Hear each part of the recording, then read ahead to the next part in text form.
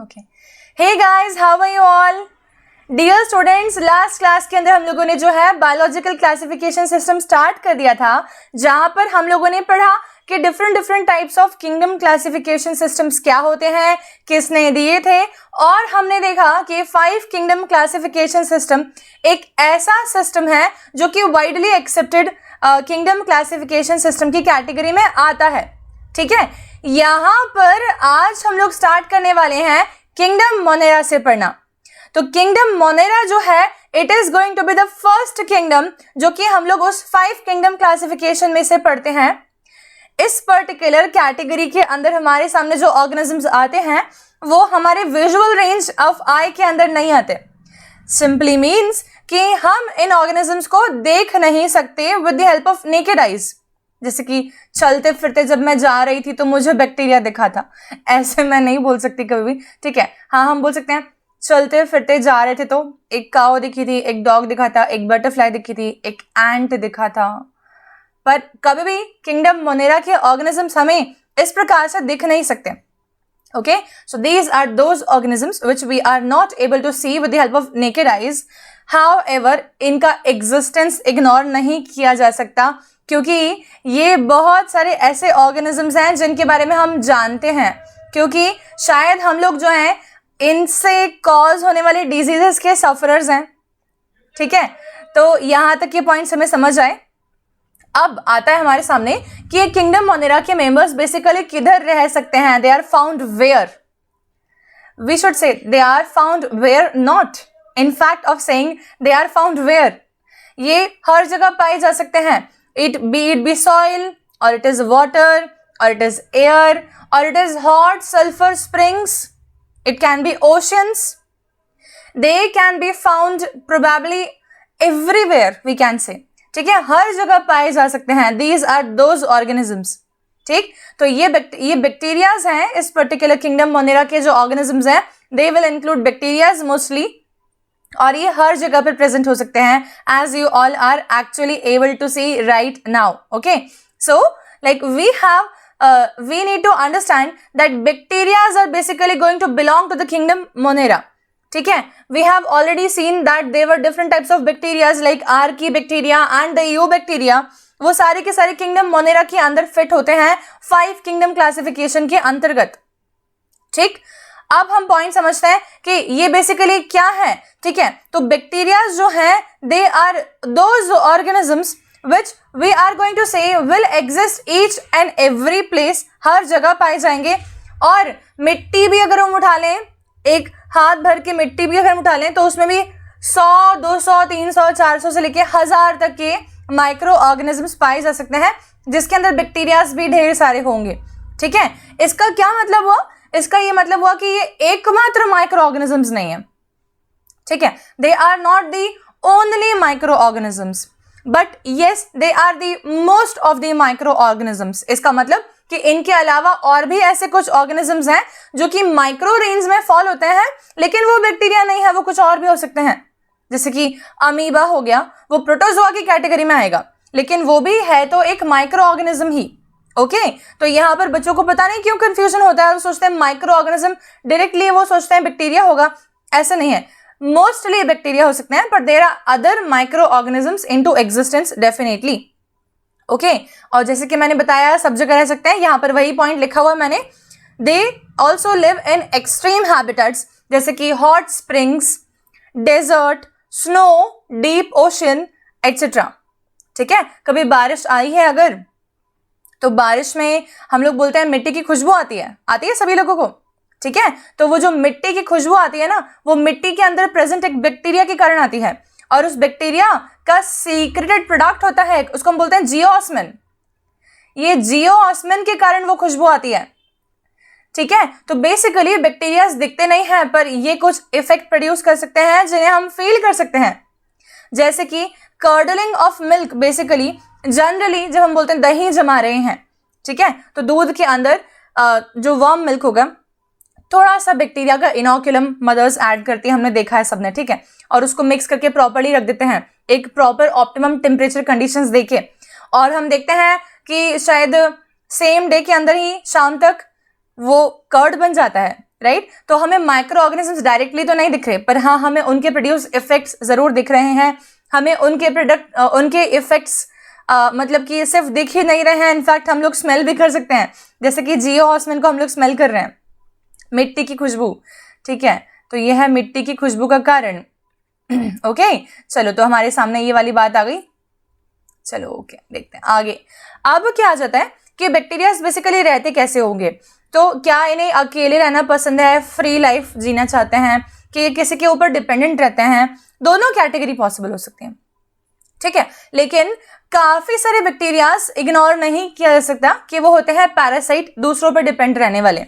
जैसे कि हम बोल सकते हैं डिजीज कॉजिंग एजेंट ढेर सारे तुम लोगों के सामने नाम आ जाएंगे एकदम से अगर मैं बोलूंगी तो। सैल्मोनेला टाइफी, टाइफॉइड कॉज करने वाला। ठीक है, स्ट्रेप्टोकोकस निमोनिया कॉज करने वाला। माइकोबैक्टीरियम ट्यूबरक्लोसिस कॉज करने वाला। माइकोबैक्टीरियम लेप्रेसी कॉज करने वाला। एन नंबर ऑफ बैक्टीरियाज, ये सारे क्या है, पैरासाइट हैं, और इसीलिए डिजीज कॉज कर रहे हैं क्योंकि वो किसी होस्ट के बॉडी में जब जाके रहते हैं तब कुछ ना कुछ ऐसे प्रोड्यूस करते होंगे इफेक्ट्स जो कि फील होते हैं, जो कि दिखाई पड़ते हैं इफेक्ट्स के फॉर्म में, सिम्टम्स के फॉर्म में। ओके चलिए आगे आते हैं हम लोग मॉर्फोलॉजी ऑफ बैक्टीरिया के ऊपर। मॉर्फोलॉजी ऑफ बैक्टीरिया मतलब कि बैक्टीरिया की एक्सटर्नल अपीयरेंस के बारे में क्या कहा जाए। ठीक है, तो मैंने यहाँ पर आप लोगों के सामने एक इमेज रखी है, अगर आप ध्यान से देखें तो यहाँ पर हमें एक स्केल दिख रही है, ये स्केल है। यहाँ पर अगर कोई पार्टिकल जो है वो 100 माइक्रोमीटर से और 1 mm की रेंज में आता है तो आई के थ्रू विजिबल है। 1 mm से बड़ा हो तो भी आई के थ्रू विजिबल है। ठीक है, लेकिन अगर मैंने बोल दिया कि कोई ऐसा ऑब्जेक्ट है, कोई ऐसा ऑर्गेनिज्म भी है मान लो जो कि 1 माइक्रोन से रेंज में आता है, चालू होता है 1 से लेकर 10 माइक्रोन की रेंज में, लेट अस सपोज 1 से लेकर 10 माइक्रोन की रेंज में, क्या ये आईएस के थ्रू विजिबल है? नो। फिर कैसे विजिबल होगा ये विजिबल होगा माइक्रोस्कोप के थ्रू। माइक्रोस्कोप लाइट माइक्रोस्कोप होगा तो भी देख सकते हैं क्या? बिल्कुल। और अगर माइक्रोस्कोप इलेक्ट्रॉन माइक्रोस्कोप होगा तो भी देख सकते हैं क्या हम लोग? बिल्कुल।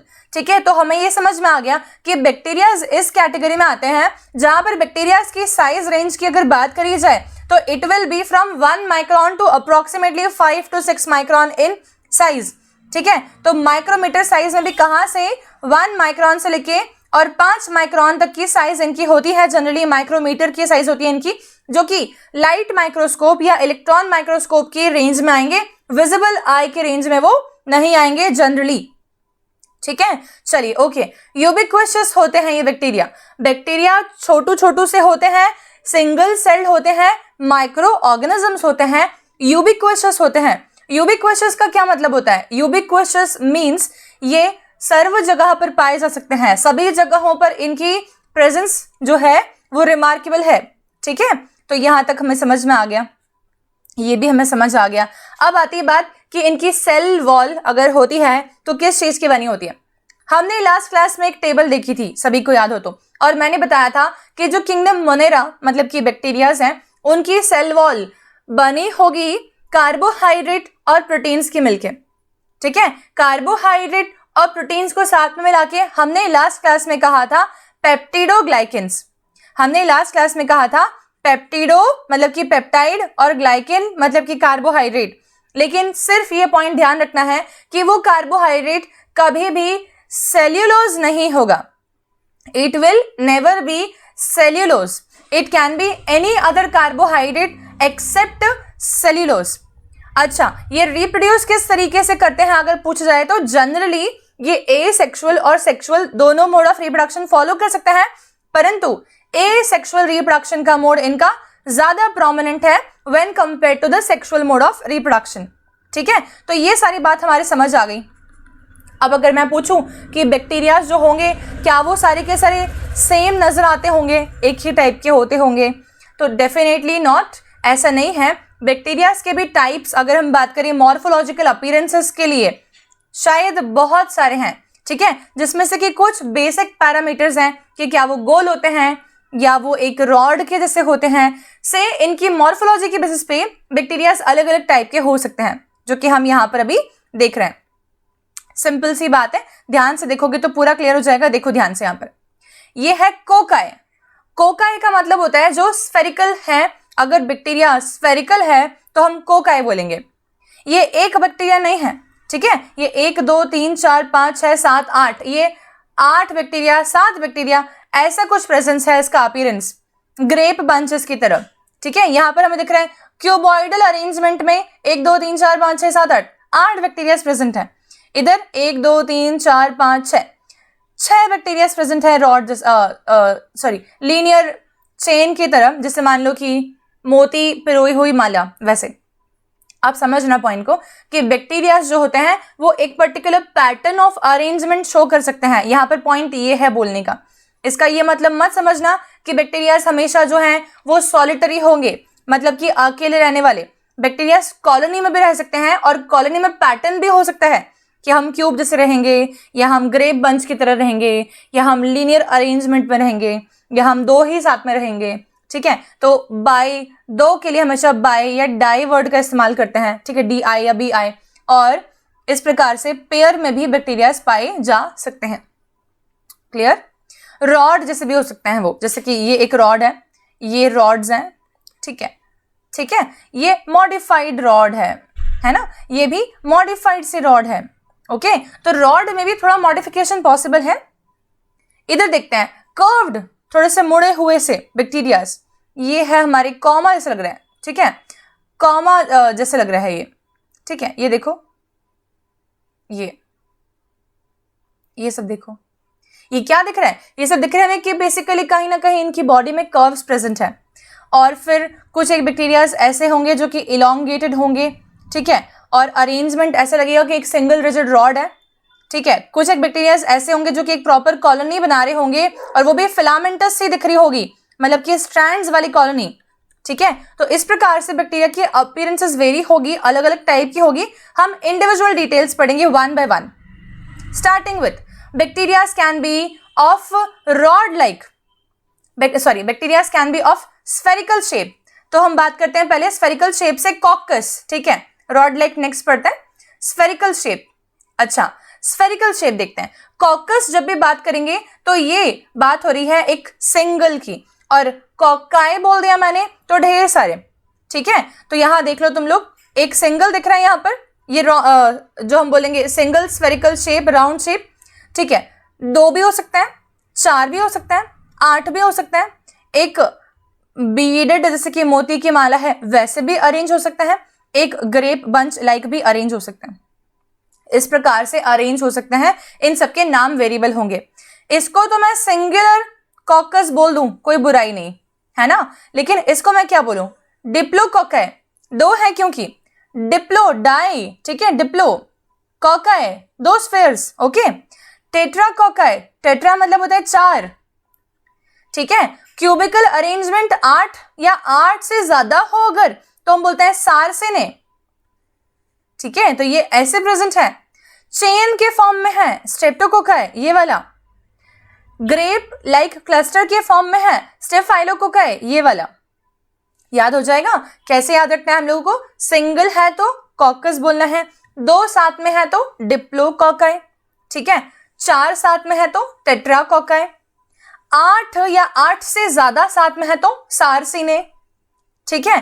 फिर मैंने बोला अगर ये लोग चेन के फॉर्म में अरेंज्ड हैं तो स्ट्रेप्टोकोकाई, और अगर ये ग्रेप बंच के फॉर्म में अरेंज्ड हैं तो स्टेफाइलोकोकाई। इस प्रकार से बैक्टीरियाज के अलग अलग नाम होंगे depending upon the shape and the arrangement in that particular shape. Clear है, ठीक है। तो ये हमारे सामने एग्जांपल्स हो गए कुछ एक, मैं आपको बता दूं यहां पर 1-2 एग्जांपल्स लिख देती हूँ। स्टेफाइलोकोकस ऑरियस, स्ट्रेप्टोकोकस निमोनिया, ठीक है, चलो लिख देती हूँ यहां पे मैं, स्टेफाइलोकोकस ऑरियस। ये किसी ने सुना है क्या कभी भी?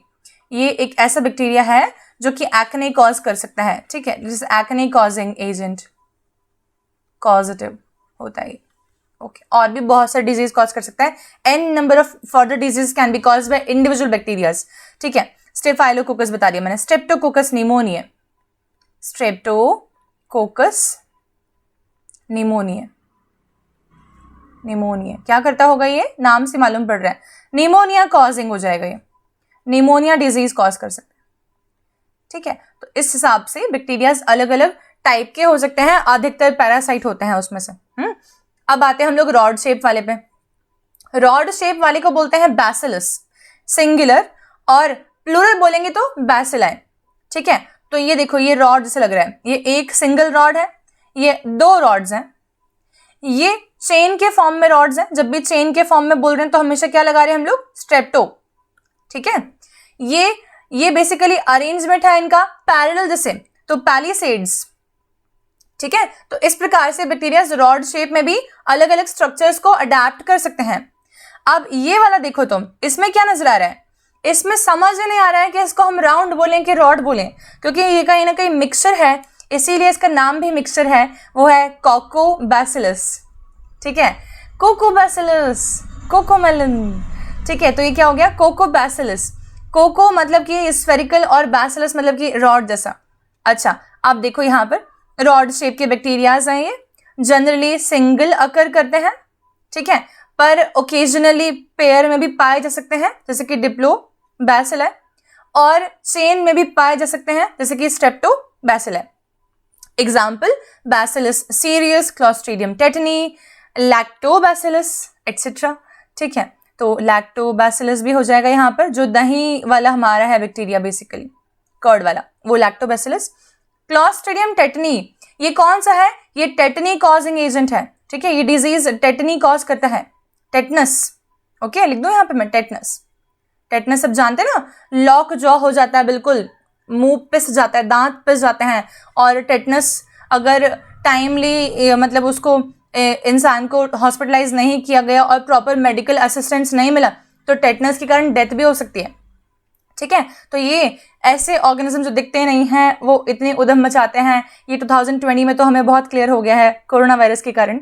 ओके, चलो अब नेक्स्ट आ जाते हैं हम लोग, हालांकि कोरोना वायरस है वो, बैक्टीरिया नहीं। ओके, नेक्स्ट आते हैं हम नेक्स्ट पे, स्पाइरलम। ठीक है, स्पाइरलम। ओके, स्पाइरलम का मतलब हो जाएगा somewhere which is having some kind of curves in the body, curves हैं, कर्व बैक्टीरिया। एग्जाम्पल देखो, विब्रियो, विब्रियो कोलेरी। ठीक है, विब्रियो बेसिकली जो होता है it is comma shape like this. ठीक है, कॉमा जैसा दिखता है विब्रियो कोलेरी। ओके, स्पाइरलम देखो ये कैसे दिख रहा है, इसके अंदर कुछ इस प्रकार का कर्वेचर है।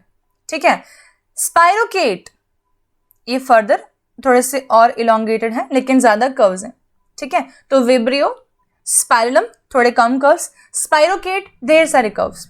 इस प्रकार से बैक्टीरिया कर्व वाले भी हो सकते हैं, स्पाइरल भी हो सकते हैं। क्या क्या देखा हमने, कॉकस देखा हमने देखा बैसिलस, हमने देखा स्पाइरल शेप के, और हमने देखे कुछ एक मिक्स्ड भी हो सकते हैं, जो कि आपको मैंने फर्स्ट और सेकंड डायग्राम जो बताया था उसमें थे, जैसे कि कोकोबैसिलस। तो ये हमने अभी देखा थोड़ी देर पहले, जो कि राउंड और बेसिकली रॉड शेप दोनों का मिक्सचर था एक तरीके से, राइट। इसीलिए इलोंगेटेड स्फेरिकल बोल सकते हैं, ओवॉइड बोल सकते हैं इस वाले को। नेक्स्ट आता है फिलामेंटस। फिलामेंटस जो कि फिलामेंट की तरह, जिसको हमने देखा थोड़ी देर पहले, मैं तुमको डायग्राम दिखा देती हूँ, ये वाला दोबारा से हाइफे जैसा दिख रहा है, जो कि ये वाला हो जाएगा आपका फिलामेंटस की कैटेगरी में आ जाएगा, राइट। और एक आ जाता है आपके पास में जो कि दोनों साइड से इस प्रकार से टेपरिंग होता है, जैसे कि स्मूथ मसल फाइबर होते हैं हमारे, उस प्रकार से। ठीक है, तो उसको हम लोग बोलते हैं फ्यूजिफॉर्म बैक्टीरियाज। और फ्यूजिफॉर्म बैक्टीरियाज के अंदर ये वाला एग्जाम्पल आप लोगों को दिख रहा है, फ्यूजोबैक्टीरियम न्यूक्लिएटम, जिसके कि दोनों ही एंड्स इस प्रकार से टेपरिंग है, दोनों ही एंड्स जो हैं वो जाके इस प्रकार से टेपर हो रहे हैं। ठीक है, तो this is done, this much is okay. So we have seen the different morphological shapes of bacteria up to now. Okay, अब हम आते हैं कि बैक्टीरिया जो हम पढ़ रहे हैं इनके बेसिक फंडामेंटल कैरेक्टरिस्टिक्स क्या हो सकते हैं, या जो भी मोनेरा को बिलोंग करेगा उसके पास क्या क्या कैरेक्टरिस्टिक्स होने के चांसेस होते हैं। ठीक है, तो किंगडम मोनेरा के अंदर आ जाते हैं हमारे प्रोकैरियोटिक ऑर्गेनिजम्स, जिसके अंदर माइकोप्लाज्मा आता है, बैक्टीरिया आता है, एक्टिनोमाइसिटीज आते हैं, और साइनोबैक्टीरिया आता है, जिसको हम ब्लू ग्रीन एल्गे भी बोलते हैं।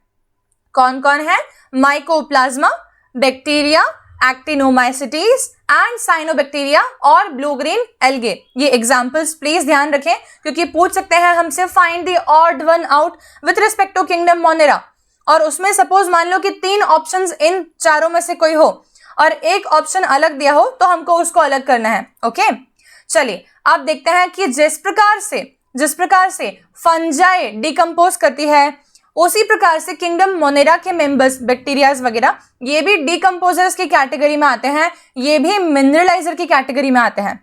इसका मतलब ये होता है कि एक ऑर्गेनिज्म की बॉडी जब होती है, लेट अस सपोज हम ह्यूमन बॉडी बोल दें, डॉग, कैट या किसी भी ऑर्गेनिज्म की बॉडी बोल दें, अगर उसकी बॉडी डेड बॉडी है और वो जमीन पे पड़ी हुई है तो बैक्टीरियल डिकम्पोजिशन का शिकार हो जाएगी, बैक्टीरिया अटैक कर देंगे उसको। अब बैक्टीरिया क्या करेंगे, अटैक करने के बाद में जो भी मिनरल कंटेंट है ना वो सॉइल में मिला देंगे। आई बात समझ में? तो इस हिसाब से हम बोलेंगे कि किसी भी लिविंग ऑर्गेनिज्म के अंदर प्रेजेंट मिनरल कंटेंट को दोबारा से मिट्टी में कौन मिला सकता है? They will be bacterias, they can B fungi also, पर हम अभी बात कर रहे हैं मोनेरा भी ये वाला काम कर सकते हैं। ओके चलिए बात करते हैं सारे के सारे मोनेरा के मेंबर्स। ध्यान सुनना, एक एक पॉइंट को तुम्हारे पूरा क्लियर हो जाएगा, ठीक है। सारे के सारे मोनेरा के मेंबर्स सिंगल सेल वाले होते हैं, मतलब कि मोनेरा के सारे मेंबर्स ही कैसे हो जाएंगे, यूनिसेल्यूलर, पहली बात। दूसरी बात, इनमें से किसी के भी पास में न्यूक्लियर एनवेलप नहीं होता, इसलिए हम बोलेंगे प्रिमिटिव टाइप ऑफ न्यूक्लियस होता है, प्रोकैरियोटिक होते हैं ये सारे के सारे, ठीक है। और ये सबसे प्रिमिटिव लिविंग फॉर्म्स की कैटेगरी में हम लोग काउंट कर रहे हैं, इसलिए सबसे पहला किंगडम हम पढ़ रहे हैं किंगडम मोनेरा। ओके चलिए, न्यूट्रिशन कैसे डिराइव कर सकते हैं? न्यूट्रिशन डिराइव करने के अलग अलग रास्ते हैं इनके पास में। जैसे कि किसी डेड ऑर्गेनिज्म से न्यूट्रिशन डिराइव कर लिया इनने, तो हम बोल देंगे सैप्रोफाइटिक। डेड ऑर्गेनिज्म को डिकम्पोज करके उसका न्यूट्रिशन इन्होंने ले लिया, इनकी जिंदगी उससे चल गई, ठीक है, सैप्रोफाइटिक। किसी लिविंग ऑर्गेनिज्म की बॉडी में जाके अटैक करके उसका न्यूट्रिशन भी ले सकते हैं ये, जैसे कि डिजीज कॉजिंग एजेंट हो गए, पैथोजन हो गए। स्ट्रेप्टोकोकस निमोनी लंग्स में रहता है, जिंदा इंसान के लंग्स में रह के लंग्स के कंटेंट, बेसिकली लंग्स के सेल्स से न्यूट्रिशन डिराइव कर लेता है, वहां बढ़िया ग्रोथ करता है, वहां के एटमॉस्फेयर में उसको सूटेबिलिटी लगती है, ऑप्टिमम टेम्परेचर मिलता है, न्यूट्रिएंट मिलते हैं, वाटर मिलता है, तो बढ़िया ग्रो हो रहा है। किसी और की जिंदा बॉडी में ग्रो हो रहा है तो हम बोलेंगे पैरासाइटिक हो गया, ठीक है। तो सैप्रोफाइटिक डेड ऑर्गेनिज्म के ऊपर अगर सर्वाइव कर रहे हैं, तो पैरासाइटिक किसी लिविंग ऑर्गेनिज्म को अटैक कर रहा है अपने जीवन को चलाने के लिए। तो कीमो ऑटोट्रॉफ, तीसरा, कीमो मतलब कि केमिकल का इस्तेमाल करके, ऑटोट्रॉफ मतलब कि खुद की बॉडी में खाना बनाना, ठीक है। तो they can B chemo autotrophic, photo autotrophic, जैसे कि प्लांट्स होते हैं, जैसे कि लाइट, सनलाइट के कारण से अपनी बॉडी में खुद का खाना खुद बनाना। फोटो ऑटोट्रॉफ्स जैसे कि ब्लू ग्रीन एल्गे हो जाएंगे इसमें, साइनोबैक्टीरिया।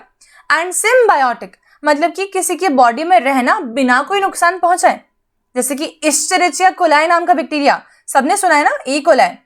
तो ई कोलाई ह्यूमन के इंटेस्टाइन के अंदर रहता है, ह्यूमन का फ्रेंड है, कोई प्रॉब्लम क्रिएट नहीं कर रहा है। ई कोलाई क्या हो गया हमारे लिए, सिम्बायोटिक हो गया, ठीक है। किसी की बॉडी में रहना, उसको बिना नुकसान पहुंचाए, इनफैक्ट कोई फायदा पहुंचाता है। ई कोलाई हमारी बॉडी में रह के विटामिन सिंथेसिस कर सकता है, vitamin B1, vitamin B2, vitamin B12, vitamin K, ये 4 विटामिन आपको ई कोलाई दे सकता है। ह्यूमन की बात हो रही है भैया यहाँ पे, इतना समझ आ गया, ठीक है।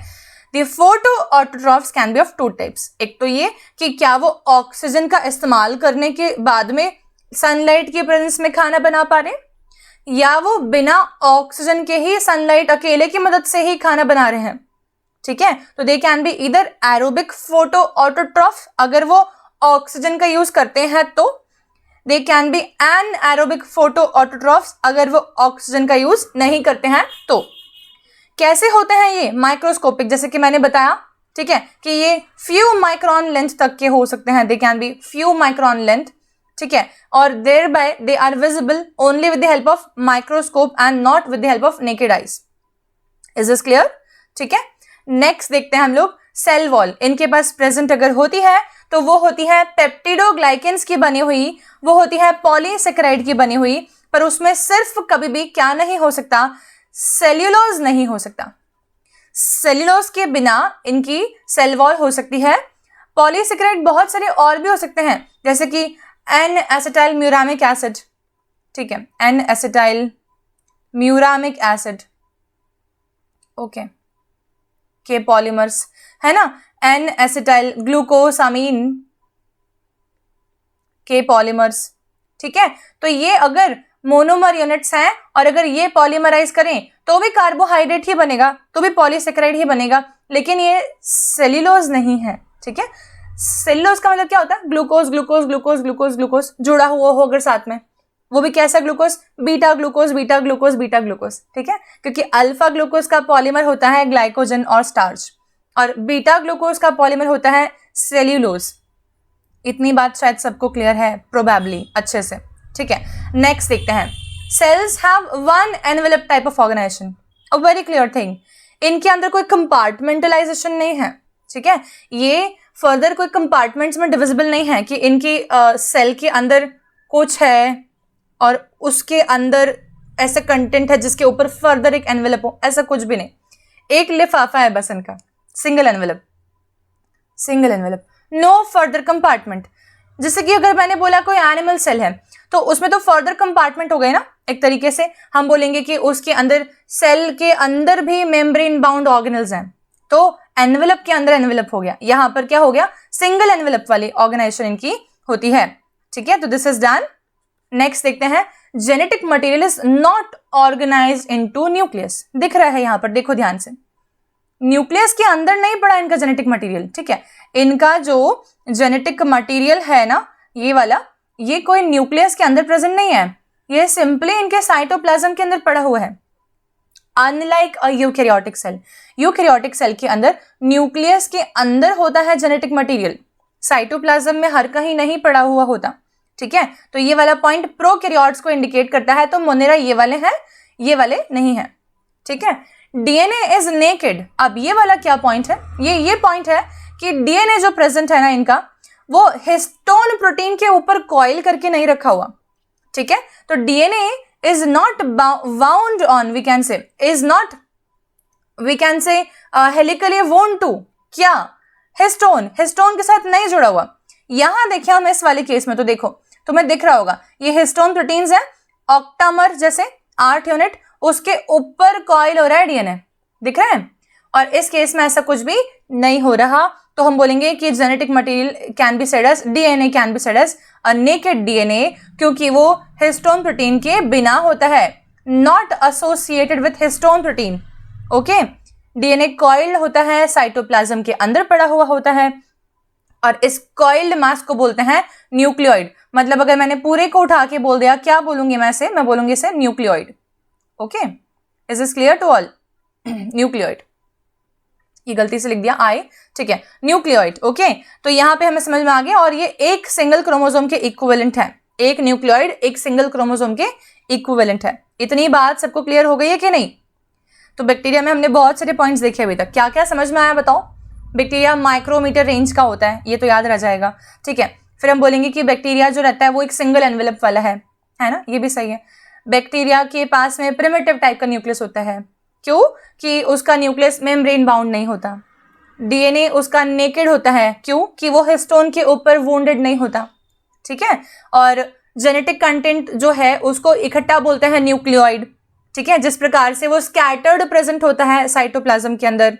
ओके, और क्या याद रहेगा? इसकी सेल वॉल जो है उसमें कभी भी सेल्यूलोज नहीं हो सकता, कोई भी और कार्बोहाइड्रेट हो सकता है, इसीलिए बोलेंगे पेप्टिडोग्लाइकन सेल वॉल पेप्टाइड और कार्बोहाइड्रेट की बनी हो, पर कार्बोहाइड्रेट में सेल्यूलोज ना हो, बस इतना याद रहेगा सबको। ये सब कुछ खा सकते हैं एक प्रकार से। ठीक है, सैप्रोफाइटिक हैं, पैरासाइटिक हैं, कीमो ऑटोट्रॉफिक हैं, फोटो ऑटोट्रॉफिक हैं, कभी कभार किसी की बॉडी में बिना नुकसान पहुंचाए भी रह सकते हैं। इतनी बात सबको याद रहेगी। ठीक है, कौन कौन आता है इसमें? माइकोप्लाज्मा आता है, बैक्टीरिया आता है, एक्टिनोमाइसिटीज आते हैं, और साइनोबैक्टीरिया या ब्लू ग्रीन एल्गे आते हैं। ठीक है, लास्ट पॉइंट जो तुमको मैंने पढ़ा दिया ऑलरेडी कि मेम्ब्रेन बाउंड सेल ऑर्गेनल्स इनके अंदर प्रेजेंट नहीं होते, एब्सेंट होते हैं। जैसे कि गोल्जी बॉडी नहीं हो सकता, प्लास्टिड नहीं हो सकता, ठीक है, लाइसोसोम नहीं हो सकता, माइटोकॉन्ड्रिया नहीं हो सकता, स्फेरोसोम नहीं हो सकते, इनके पास में ये सब चीजें हो नहीं सकती हैं। Is this clear to all? ठीक है, अब एक बात और कि अगर किसी बैक्टीरिया के पास फ्लेजिला हो तो क्या ये पॉसिबल है? बिल्कुल पॉसिबल है। Flagellated bacterias are also present. मैं तुमको दिखाती हूँ स्ट्रक्चर, तुम देखोगे तो ये देखो ध्यान से, ये वाला ही बैक्टीरिया देख लो तुम ध्यान से। यहाँ तुम्हें दिख रहा है इसके पास फ्लेजिला प्रेजेंट है, देखो। अगर फिर भी नहीं दिख रहा है ना क्लियरली, तो हम एक और डायग्राम देखते हैं। यहाँ देखो, ये देखिए सब लोग, यहाँ पे हम लोगों को क्या नजर आ रहा है? We are able to see that there are flagellated bacterias over here. Flagella is present, right? पर ये फ्लेजिला एक यूकैरियोटिक सेल के फ्लेजिला से डिफरेंट होता है. किस हिसाब से? हिसाब ये कि यूकैरियोटिक सेल के अंदर जो फ्लेजिला होता है ना, उसके अंदर माइक्रोट्यूब्यूल्स होते हैं. ठीक है, 9+2 अरेंजमेंट होता है उनके अंदर प्रॉपर. ये हम अभी cell the unit of life वाला चैप्टर जब पढ़ेंगे तब बहुत क्लियर हो जाएंगी चीजें. ठीक है, पर इनके पास जो फ्लेजिला है वो ऐसा नहीं. सिंपल ध्यान देना, इनका फ्लेजिला सिंपल मान लो तुम इस प्रकार से हो गया, ऐसा single rigid rod like structure. ठीक है, और अगर मैंने बोला होता यूकैरियोटिक फ्लेजिला, मैंने इसको कट किया होता ना अगर इस वाले को, तो मेरे को सिंपल ये दिखता गोला.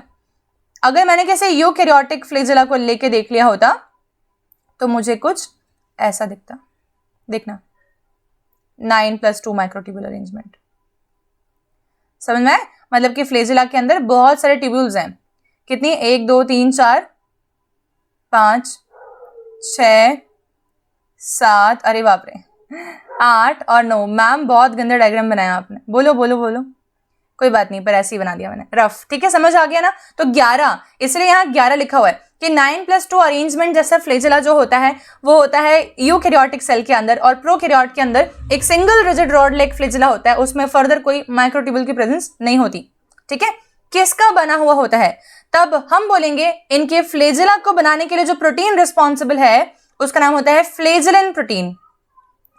फ्लेजिलिन प्रोटीन, ठीक है, उससे बना हुआ होता है इनका फ्लेजिला. ठीक है, इतना आ गया समझ में? अब आती है बात कि क्या इनकी जब भी सेल डिवीजन होगा, न्यूक्लियस डिवीजन होगा, तब क्या इनके पास में प्रॉपर माइटोटिक स्पिंडल बनता है क्या? अरेंजमेंट माइटोटिक स्पिंडल का, काइनेटोकोर्स, ये सब होता है क्या? ये नहीं होगा, क्योंकि इनकी ऑर्गेनाइजेशन इतनी सिंपल है कि इनके अंदर माइटोटिक स्पिंडल असेंबली भी प्रेजेंट नहीं होती है. ठीक है, और ये कभी भी गैमीट नहीं बनाते हैं. ये हमेशा ही asexual mode of reproduction perform करते हैं. Mostly sexual mode of reproduction के कुछ एक केसेस हम पढ़ेंगे, कॉन्जुगेशन वगैरह आगे आने वाले पोर्शन में, लाइफ प्रोसेस ऑफ बैक्टीरिया जब मैं पढ़ाऊंगी तब. ठीक है, लेकिन अभी से ये ध्यान रखो कि mostly divide by asexual mode of reproduction. Is this clear to all? कुछ एक बैक्टीरिया ऐसे भी होते हैं जो कि एटमॉस्फेरिक नाइट्रोजन को लेकर के और पौधों को अमोनिया बना कर देते हैं. ठीक है, तो यहां देखो तुम लोग कि कुछ एक सॉइल के अंदर प्रेजेंट बैक्टीरियाज हमें दिख रहे हैं यहाँ पर, सच काइंड ऑफ बैक्टीरियाज. ठीक है, they are present in the soil, they are actually found in the root nodules of some of the plants. We can say mostly we will see the leguminous plants over here. ठीक है, जैसे कि legumes जो होते हैं हम बोलते हैं जिसको दालें, पल्सेस, वो वाले प्लांट्स. ठीक है, यहाँ पर देखो नाइट्रोजन जो एयर से ली थी ना उसको फिक्स करा और क्या बना के दिया उनको? Nitrogen compounds, ammonia rich compounds, ammonia. क्या ये पॉइंट समझ में आया? ठीक है, is this point clear to everyone? ठीक है, तो हम बोलेंगे कि bacterias can also be said as, we can say some of the bacterias are helpers for plants. ठीक है, some of the bacterias are helpers for plants. तो सारे ये बैक्टीरियाज जो हैं वो कोई पैरासाइटिक नहीं होंगे, कुछ एक बैक्टीरियाज सिम्बायोटिक भी होंगे, कुछ एक हेल्पर भी होंगे. Is this clear to all? ठीक है, इतना समझ आ गया. लास्ट पॉइंट आज का पढ़ लेते हैं हम लोग, वो हो जाएगा कि इनका मोड ऑफ न्यूट्रिशन किस प्रकार का होता है. जो शब्दावली हमारे सामने आई, इनका मतलब क्या था? ठीक है, तो the word root we are going to see right now. Just see this one, heterotrophic. Hetero मतलब डिफरेंट, ट्रोफोस न्यूट्रिशन. ठीक है, ये किसी और से खाना लेते हैं, मतलब कि खुद की बॉडी में नहीं बनाते, किसी और से लेते हैं. किससे लेते हैं? अगर ये किसी डेड ऑर्गेनिज्म से लेते हैं तो क्या बोल देंगे? सैप्रोफाइटिक. इनको ही बैक्टीरियाज ऑफ डीके बोला जाता है.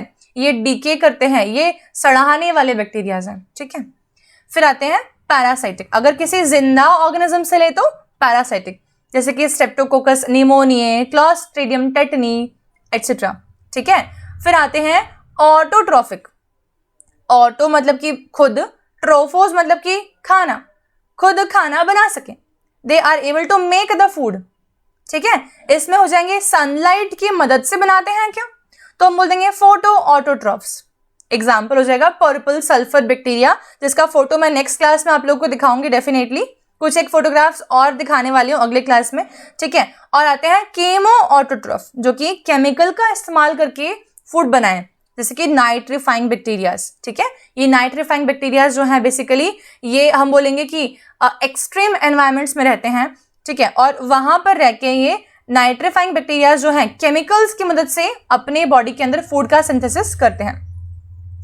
So this is all about today's class. Quick revision हो जाए अगर तो 5 मिनट लगेंगे, ठीक है। समझ लेना कहाँ से पढ़ा रही हूँ। देखो हमने क्या क्या पढ़ा। ओके हमने पढ़ा किंगडम मोनेरा के मेंबर्स को हम लोग बोलते हैं बैक्टीरिया, ठीक है। बैक्टीरिया जो रहते हैं वो माइक्रोन साइज के होते हैं, वो विजिबल नहीं होते नेकेड आई से, पर माइक्रोस्कोप से हम उनको देख सकते हैं। बैक्टीरिया जो रहते हैं इस पर्टिकुलर कैटेगरी किंगडम मोनेरा के अंदर बैक्टीरिया जो रहते हैं ये डिफरेंट शेप के हो सकते हैं, मॉर्फोलॉजिकल अपीयरेंस वेरी कर सकता है, पर सारे ही बैक्टीरिया एक सिंगल सेल के बने हुए होंगे, ठीक है। शेप वाइज ये कॉकाई हो सकते हैं जैसे कि स्फेरिकल, ये रॉड लाइक हो सकते हैं, ठीक है। ये कुछ एक मिक्स्ड शेप भी हो सकते हैं, ठीक है। ये बैसिलस भी हो सकते हैं, कर्व्ड बैसिलस, ये हो सकते हैं हमारे फिलामेंटस टाइप के, एटसेट्रा। कोकाई में मल्टीपल एग्जांपल्स हम देखेंगे, ठीक है। बैसिलस में मल्टीपल एग्जांपल्स देखेंगे, स्पिरिलम में मल्टीपल एग्जांपल्स देखेंगे, ठीक है। So these are some of the examples. Okay फिर हमने जो कैरेक्टरिस्टिक्स पढ़े एक एक करके वो शायद तुम सभी लोगों को क्लियर होंगे properly. Okay so just go and revise this particular topic and I can bet that you will get each and every point properly. So we will meet in the very next class. We are going to study the we can say life process of bacteria and the structure of bacteria in the very next class.